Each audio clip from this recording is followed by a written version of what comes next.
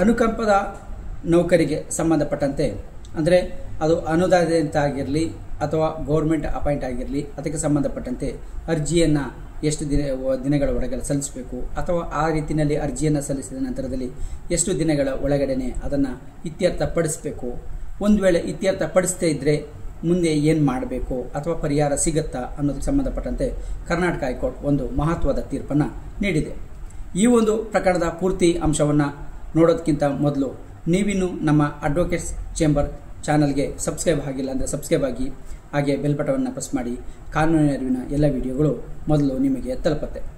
ನಮ್ಮ ವಿಡಿಯೋ ನಿಮಗೆ ಇಷ್ಟ ಆಗಿದರೆ ಲೈಕ್ ಮಾಡಿ, ಎಲ್ಲರಿಗೂ ಶೇರ್ ಮಾಡಿ.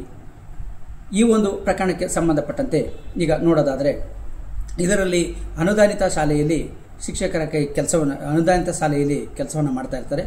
ಅವರು ನಿಧನದ ನಂತರ 1 ವರ್ಷದ ಒಳಗಡೆ ಅರ್ಜಿಯನ್ನು ಸಲ್ಲಿಸಲಾಗಿರುತ್ತೆ.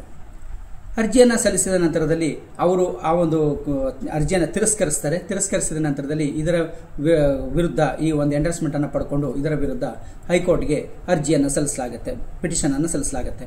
ಅಲ್ಲಿ ಇವರ ಒಂದು ಅರ್ಜಿಯನ್ನು ಪರಿಶೀಲನೆ ಮಾಡಿ ಪರಿಗಣಿಸಬೇಕು ಅಂತೇಳಿ ಕರ್ನಾಟಕ ಹೈಕೋರ್ಟ್ ಒಂದು ಆದೇಶವನ್ನು ನೀಡಿರುತ್ತೆ.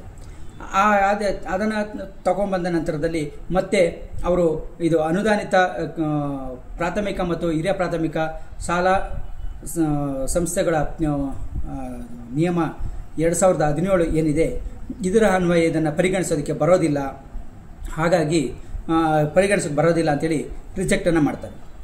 ಮತ್ತೆ ತಿರ್ಗಾ ಹೈಕೋರ್ಟ್ ಮೆಟ್ಟಲನ್ನು ಏರಿದಂಥ ಪಿಟಿಷನರ್ ಅವರು ಈ ಒಂದು ಪ್ರಕರಣದ 2ನೇ ಎಂಡರ್ಸ್ಮೆಂಟನ್ನು ಕೂಡ ಕೊಟ್ಟು ಮತ್ತೆ ಹೈಕೋರ್ಟ್ ಮೆಟ್ಟಲನ್ನು ಏರ್ತಾರೆ.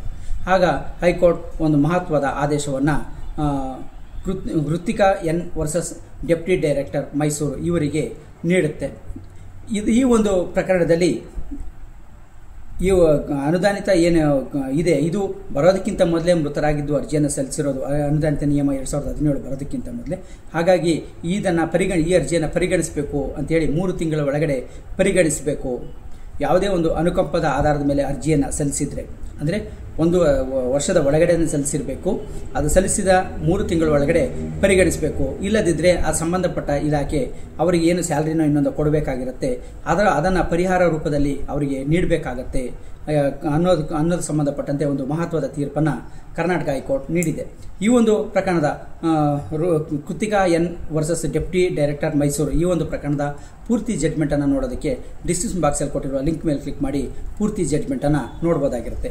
ಹಾಗೆಯೇ ಹಾಲ್ಕೋರ್ಟ್ ರಿಪೋರ್ಟರ್ ಈ ಒಂದು ಆ್ಯಪನ್ನು ಡೌನ್ಲೋಡ್ ಮಾಡ್ಕೊಳ್ಳೋಕ್ಕೆ ಡಿಸ್ಕ್ರಿಪ್ಷನ್ ಬಾಕ್ಸಲ್ಲಿ ಕೊಟ್ಟಿರುವ ಲಿಂಕ್ ಮೇಲೆ ಕ್ಲಿಕ್ ಮಾಡಿ ನೇರವಾಗಿ ಆ್ಯಪನ್ನು ಡೌನ್ಲೋಡ್ ಮಾಡ್ಕೋಬೋದು. ಅಥವಾ ಪ್ಲೇಸ್ಟೋರ್ನಲ್ಲಿ ಹಾಲ್ಕೋರ್ಟ್ ರಿಪೋರ್ಟರ್ ಅಂತ ಟೈಪ್ ಮಾಡಿ ಹಾಲ್ಕೋರ್ಟ್ ರಿಪೋರ್ಟರ್ನ ಆ್ಯಪನ್ನು ಕೂಡ ಡೌನ್ಲೋಡ್ ಮಾಡ್ಕೋಬೋದು. ಈ ಒಂದು ಆ್ಯಪಿಂದ ಜಡ್ಜ್ಮೆಂಟ್ಗಳ ಮೇನ್ ಪಾಯಿಂಟ್ಸ್ ಏನಿದೆ, ಮೇನ್ ಮ್ಯಾಟರ್ ಏನಿದೆ ಅದನ್ನು ಫ್ರೀಯಾಗೂ ಕೂಡ ನೋಡ್ಬೋದಾಗಿರುತ್ತೆ.